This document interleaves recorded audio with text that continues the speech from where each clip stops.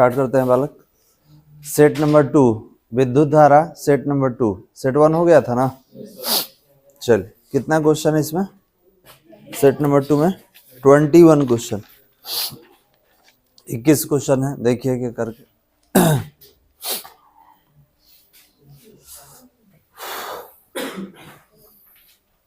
एक नंबर से स्टार्ट करते हैं हम लोग।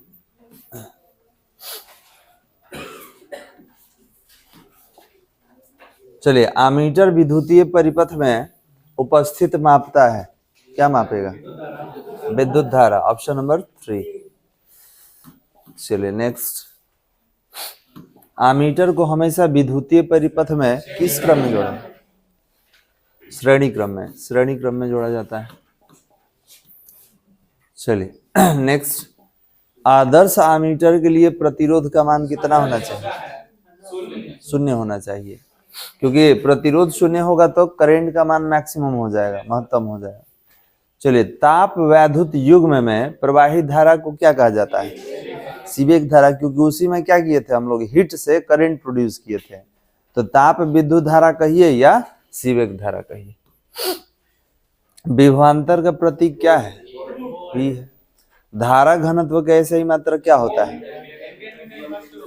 तो धारा घनत्व J = I/A, ठीक है। तो एम्पियर मीटर स्क्वायर, तो ये होगा ampere metre inverse 2, option number 4 B होगा। बी कहाँ है इसमें? अच्छा, डी बोल रहा है इसको। 7 नंबर, विद्युत वाहक बल का विमीय सूत्र mL² T inverse 3 inverse 1, option number 4 है। डी कहाँ लिखा हुआ है वाला?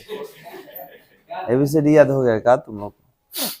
चलिए, 4 प्रतिरोध कुंडलियां जिनमें प्रत्येक का प्रतिरोध 4 ओम है, समांतर क्रम में जोड़ी गई हैं, तो उनका संयुक्त प्रतिरोध क्या होगा?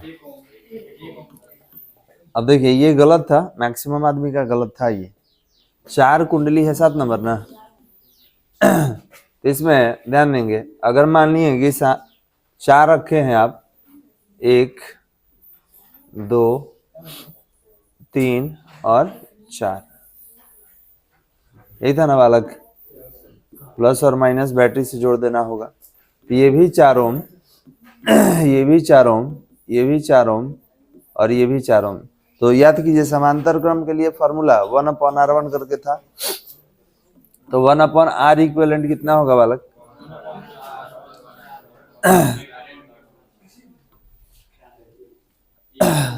चलिए, तो 1/R1, तो 1/4, 1/4, 1/4, तो ये 4/4 हो गया।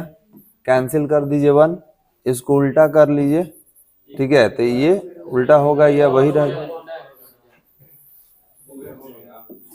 कितना क्या हो गया? अच्छा, ये कम जुड़ा है। 1 2 3 और 4, 4/4 1 हो गया ना। उल्टा करेंगे, रिजल्ट वही रहेगा।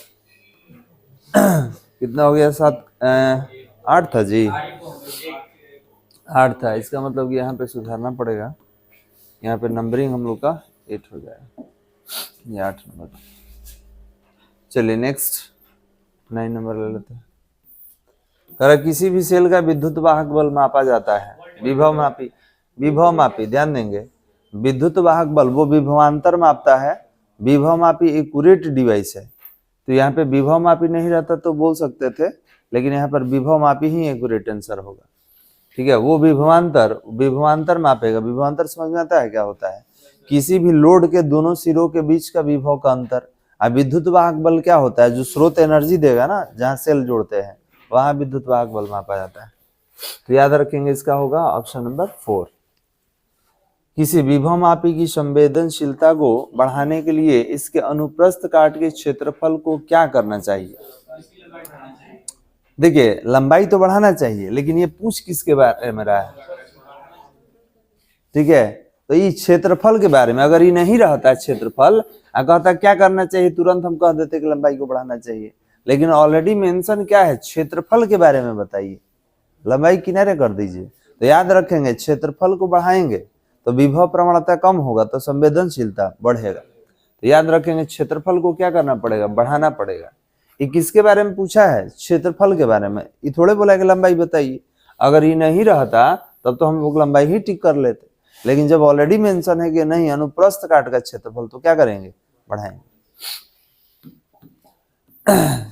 चलिए, ताप वैद्युत युग में एक साधन है जो रूपांतरित करता है, क्या करता है, ऊष्मीय ऊर्जा को विद्युत ऊर्जा में। ऊष्मीय ऊर्जा को किसमें करेगा, विद्युत ऊर्जा में करेगा। चलिए नेक्स्ट है, यदि एक 60 वाट तथा एक 40 वाट के बल्ब श्रेणी क्रम में जोड़ दिए जाते हैं तो कौन ज्यादा लाइट करेगा, बताइए। क्या है, तो ध्यान देंगे P इक्वल टू V²/R, जिसका पावर ज्यादा प्रतिरोध कम, पावर कम प्रतिरोध ज्यादा।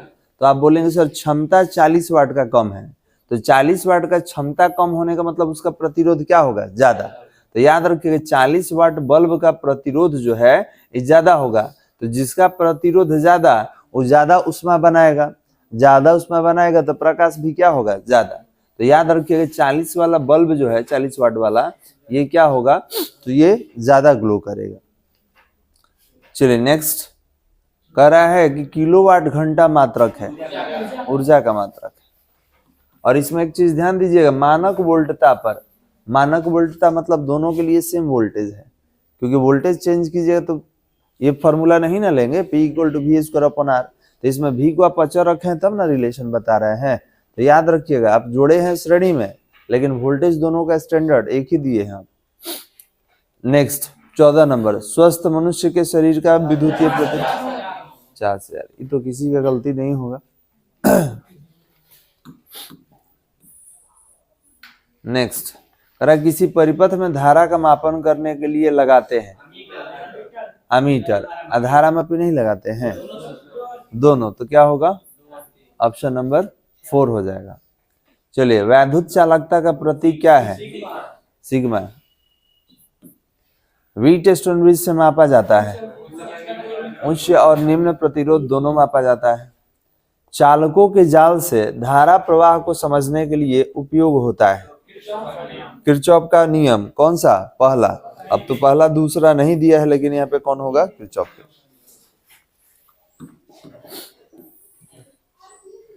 चलिए नेक्स्ट, विद्युतीय परिपथ किसी बिंदु पर सभी धाराओं का बीजगणितीय योग क्या होता है, शून्य। कौन सा नियम, किरचॉफ का पहला नियम, प्रथम नियम। तो क्या होगा, ऑप्शन नंबर 1। कर चालक के अंदर विद्युतीय क्षेत्र E तथा इलेक्ट्रॉनों की शिथिलता काल T हो तो अनुगमन वेग। शिथिलता काल मतलब होता है, ध्यान देंगे, शिथिलता काल मतलब होगा श्रांति काल, ठीक है, जो श्रांति काल हम लोग पढ़े थे ना, उसी को शिथिलता काल कहा जाता है। और ये होता है VD = माइनस होता है यहाँ पे -E small e capital A × T/M। वो T जो है वही टाउ होता है, जिसको आप श्रांति काल कहते हैं।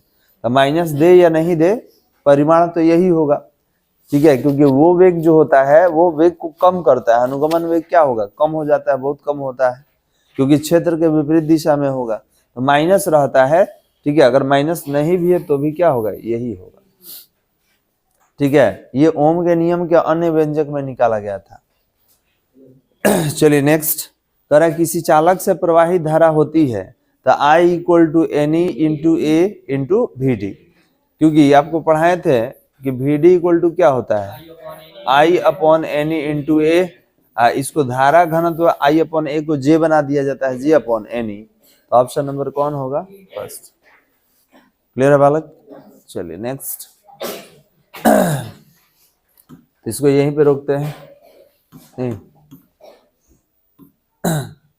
यहीं पे बंद कर दिया था, बंद कर दो।